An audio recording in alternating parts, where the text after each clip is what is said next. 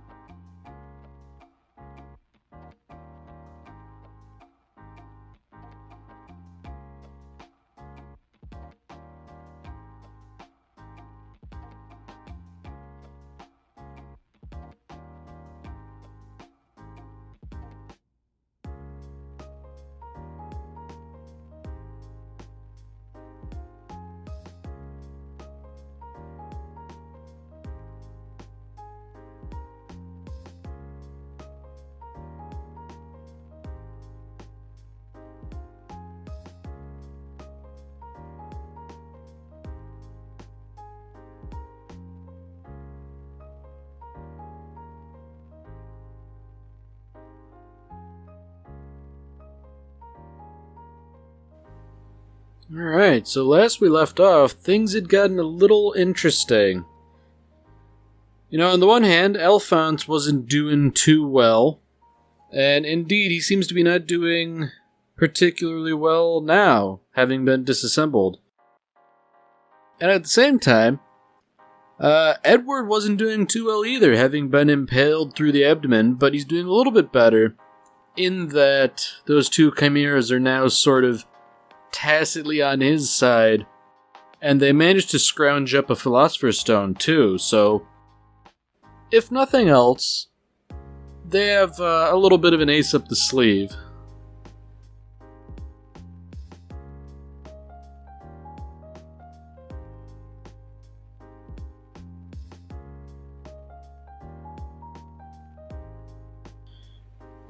So now that we're dealing with Winry and company,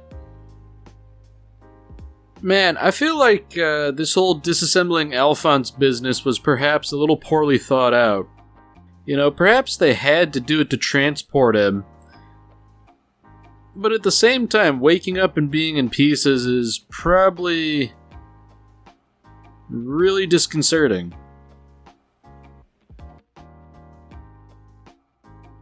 I like how they're explaining this whole thing to him. Yeah, we had to disassemble you to carry you, while he's still there in pieces. I mean, geez, at least, do him the courtesy of fixing him back up.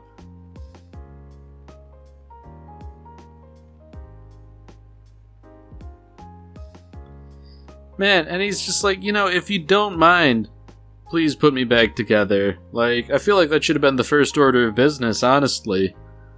Hey, now that you're awake, we'll get you back in good operating condition.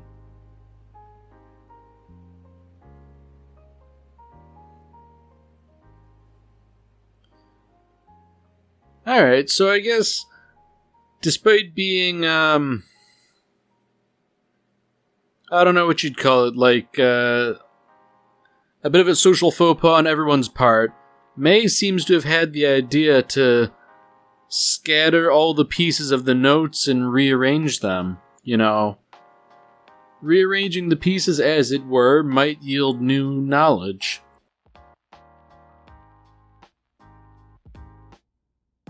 So, she has an idea, but I feel like that's a little leap of logic right there.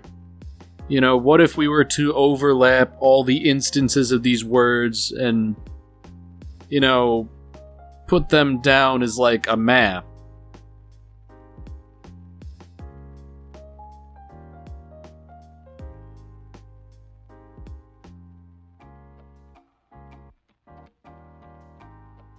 So, it might be a little bit convenient, but it does seem to Well, maybe it hasn't yielded anything after all. This makes me a little disquieted that they're just sort of like drawing on the notes. I mean, it has yielded something. A transmutation circle, in fact. And on the one hand, it's kind of similar to the transmutation circle we know of. The big one that's going to kill everyone. But at the same time, it's a bit different.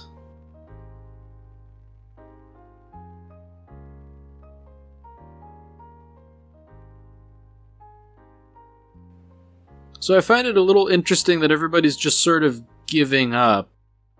Yes, they have discovered something, but...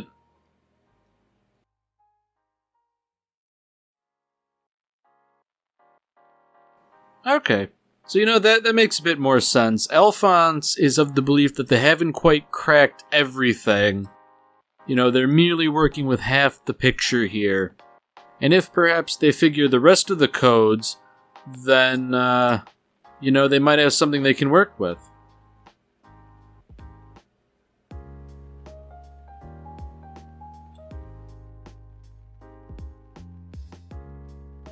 Oh dear. So, despite being ostensibly useless, it seems as though Yoki might have, helped out everyone and saved the world.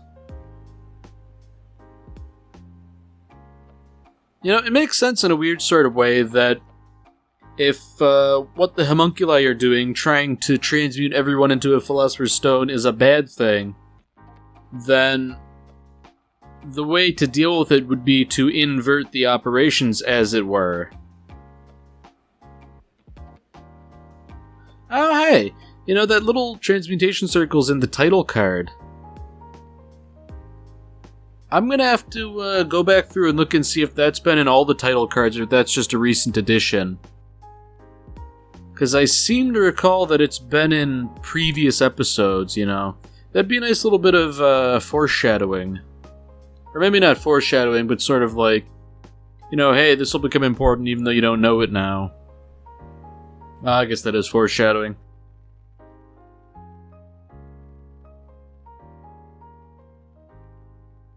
Now, just in case anyone thought they were in the clear here, Kimberly is still prowling.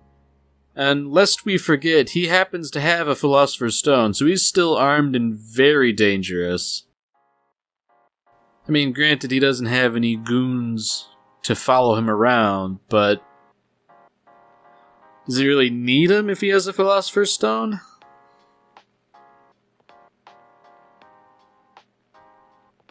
Oh dear. So he seems to have encroached onto Pride's territory here. Pride naturally knows that he is an asset.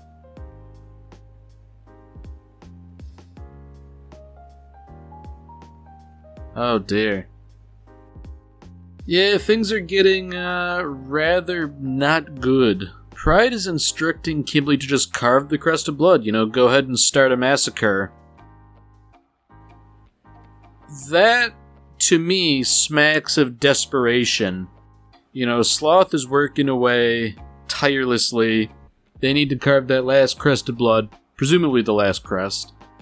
And it really just seems to me that they're aware that people are starting to catch on to their conspiracy, and that if they don't get things underway soon, they might not have the opportunity at all.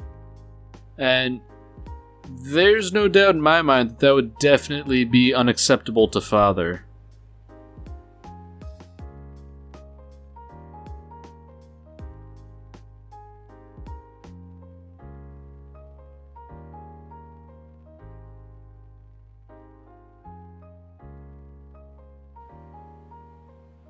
So Major Miles said it himself. Despite the explosion, they didn't find any bodies. And sort of like the golden rule of fiction is that if you don't find a body, they're not really dead. I mean, obviously we as viewers know this to be true. None of the people involved are dead, but given what they have to go on, I think Miles is making a reasonable assumption that if the explosion didn't kill them, then the inhospitable conditions just generally present in the North surely must have.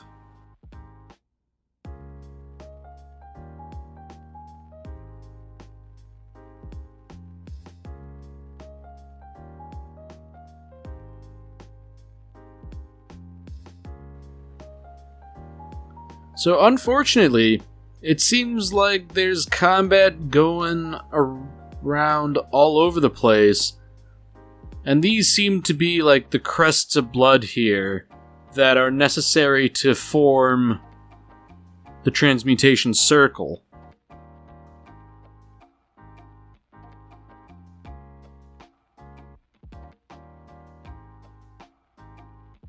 Yeah, that's a rather brutal reminder of the realities of war that I believe his name is Sergeant Fury is being relegated to trench warfare.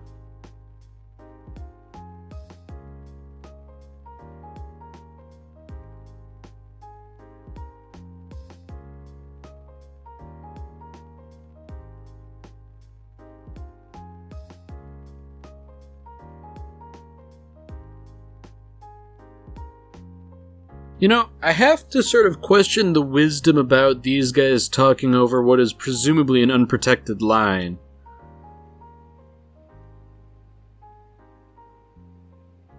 I mean, the guy even admits it that Bradley has his soldiers working around the clock to make things miserable. If I were him, I wouldn't necessarily assume that my conversation wasn't being overheard.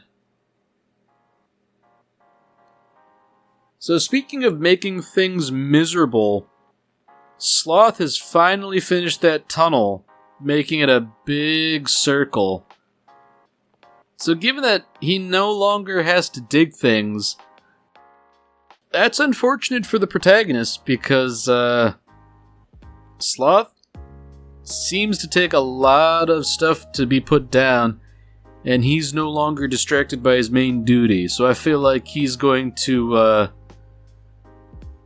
start bedeviling Fort Briggs in short order.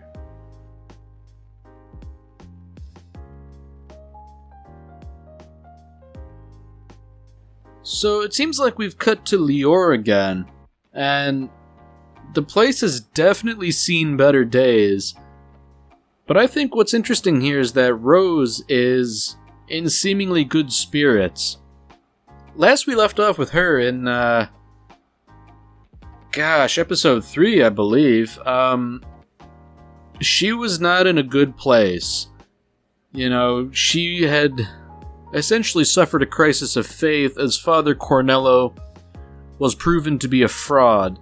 You know, he had essentially promised her that if she had kept faith, her late fiancé would be restored to life. And I guess with the Philosopher's Stone it would be possible, but obviously Father Cornello had no intention of doing anything like that. And that her faith was misplaced really, just like kicked her legs right out from under her. Ed ended up giving her a bit of a stern talking to, saying, you know, like, you have to stand on your own, you can't rely on other people to improve things for you. And it seems like she's taken that to heart, which is really nice. You know, she's almost a pillar of the community in a weird sort of way, in that all these men are laboring, clearing rubble, rebuilding destroyed buildings, and she's the one, you know, sort of like manning the food line, handing out bread and soup. And I don't know, having done manual labor, it's little things like that that can make it bearable, because, you know, it is hard on the body to move things to and fro, to do heavy work like that, but a little bit of kindness and affection makes it worth it. You know, the body might get tired, but if the spirit is willing, sometimes that's enough. So I don't think it's any coincidence that Hohenheim is investigating this place, considering how it's presumably one of the crests of blood. Naturally, it must lead in some way back to where Father is.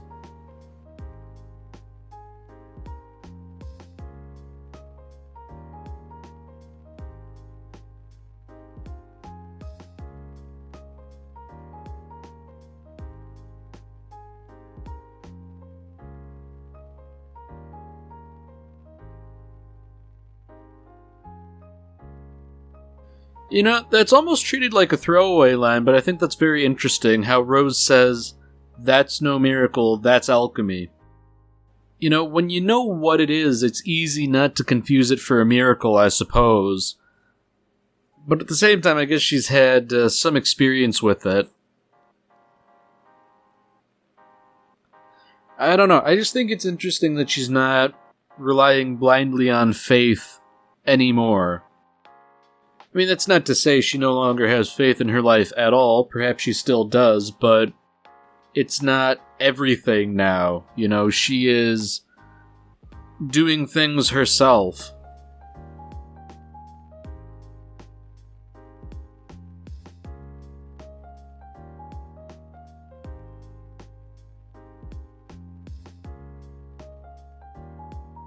So this is decidedly not good.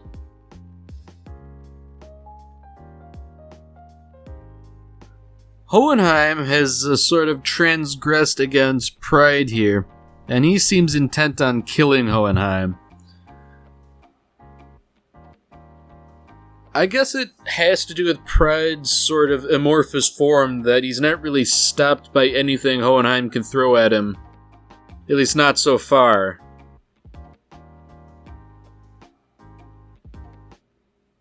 Well, that is very interesting. Pride doesn't seem to be able to go beyond the border of the circle.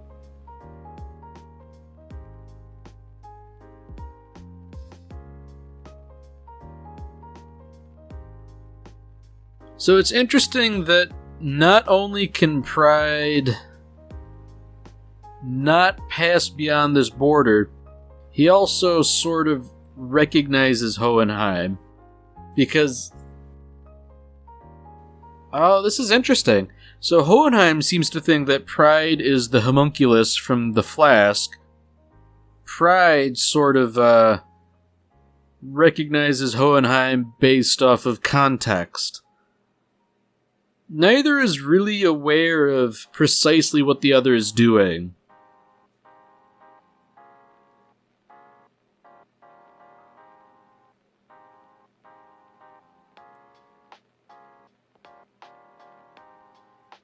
So I do find it interesting that Hohenheim is trying to needle at Pride a little bit, try and provoke him a bit. So, I mean, I guess it would make sense that Pride isn't particularly capable of anger, considering that's not his remit.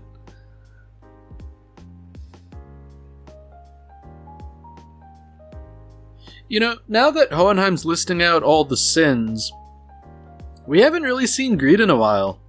I wonder what he's up to, considering that his role in everything was never really well defined. I have to wonder what precisely he has been doing.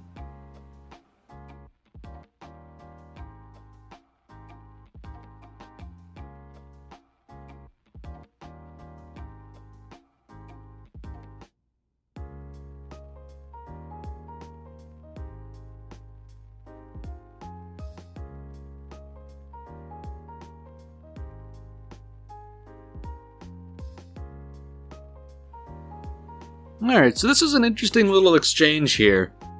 Hohenheim was sort of scouting things out, and he's not really content to go see Father right now. He's just sort of saying, hey, you're not as safe as you think you are. I know where you're hiding. It's a rather bold thing of him to do, to be honest, considering how deadly Pride has already proven to be. And surely, if Pride is a subsidiary of Father, Father is certainly more dangerous.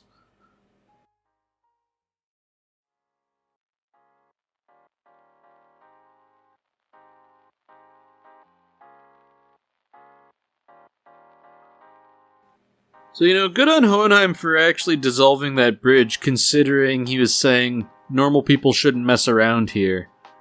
It's almost kind of wondering if he'd leave it up.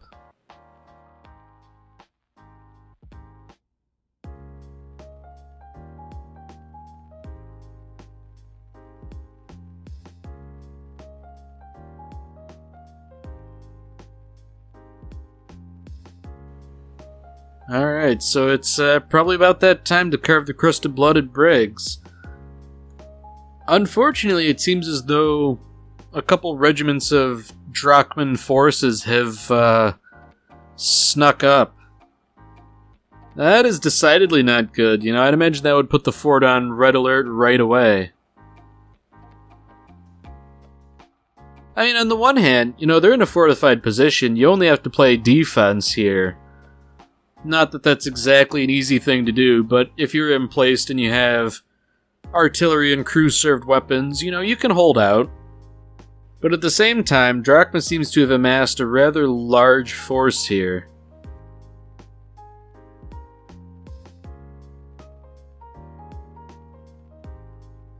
So there we have it. They want to carve this crest of blood, and Kimbley seems to have dragged Drachma forces into it. It seems he sort of fed them a little bit of information like, hey, Major General Armstrong's away, now's a good time. And they've, for better or for worse, taken the bait. There's that phrase again, a declaration of war. That's really, a rather dismal phrase, because I guess it's true. There is essentially a war starting now. Although it's between the homunculi and humanity rather than between Amestris and Drachma.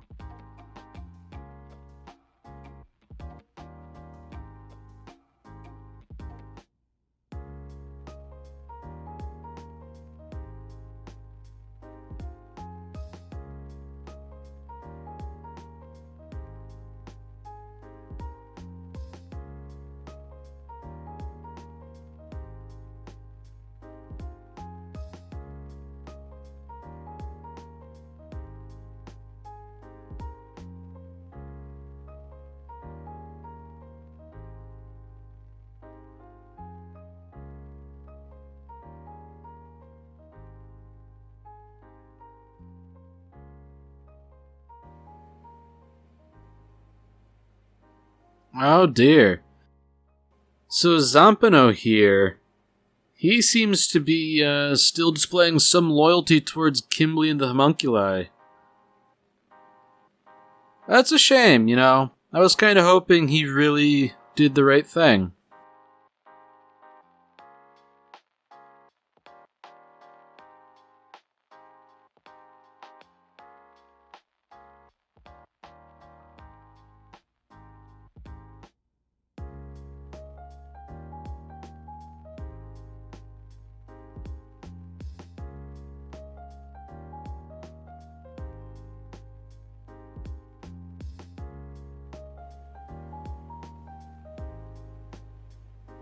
Alright, well that's it for this episode.